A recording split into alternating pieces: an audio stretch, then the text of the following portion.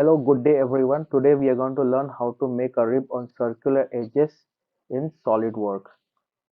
I have a ready-made model on which I'm going to make a rib feature. So you can see the feature over here, this one, sorry. You can see the model over here on which I'm going to make a rib. I'm going to make a rib from this circular, this circular edge of this circular body to this body. I'm going to make a rib from this surface to this surface. So in order to make a rib from this surface to this surface, I'm going to I'm going to have to sketch a line. So in order to sketch a line, I have to go to the right plane. So I'll click on the right plane and then I click on sketch. So I have come to the sketch plane.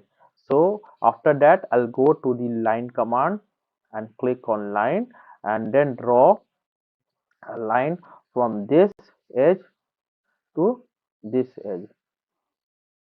Understood?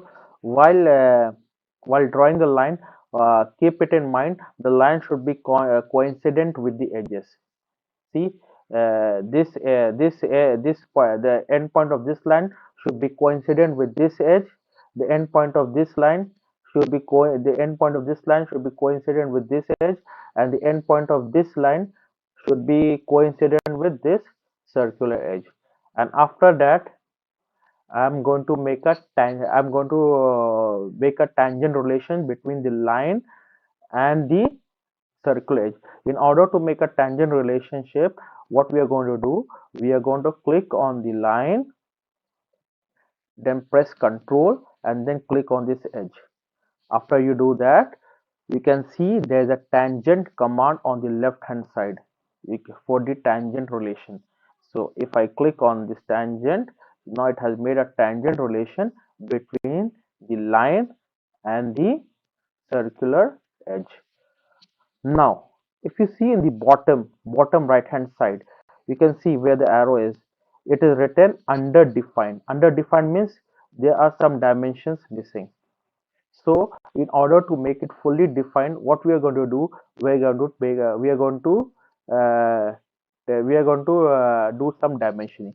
So, I'll go on the left hand side of the screen and click on Smart Dimension. Click on the this endpoint of this line and press Ctrl and click on this edge, and I'm going to take a dimension of 15 mm. You can take it 10 mm, 15 mm, 12 mm as the drawing demands. Okay, then you can see now we are done. It's fully defined. What is it? It's fully defined. It is fully defined. Now I have to exit the sketch. I can use the command control Q. I can either use the command control Q, or I can click on this one. You can see a half rectangle with an arrow. I'm going to click on this. So now I'm outside the sketch command. Now I'll go to feature. See, feature is here, sketch is there, surface is there. So we'll go to feature. In feature, we'll go to the rip command. See, I'm hovering over the rip command. This is the rip command. This is the rip command. So I'll click on this. Understood? After I've clicked on this one, then thickness. This is the thickness. It's a parameter thickness. If you click on this, it will go on the left hand side. If you click on this, the rib will go on the right hand side.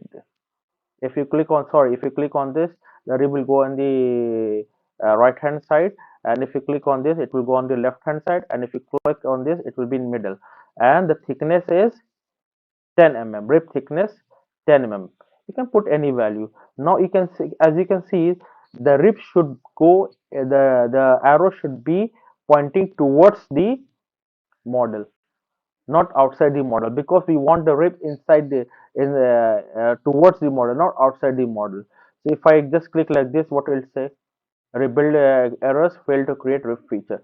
So for to create a rib, what we have to do, we have to change the direction. I'll just click on this one, flip material size. Just check this one. See, now it's checked. Now I'll click on the OK. See, I'll click on the flip material side and click OK. See, Now the rib feature has been made on two circular edges. Now you can see the rib is perfectly blending with the circular edge.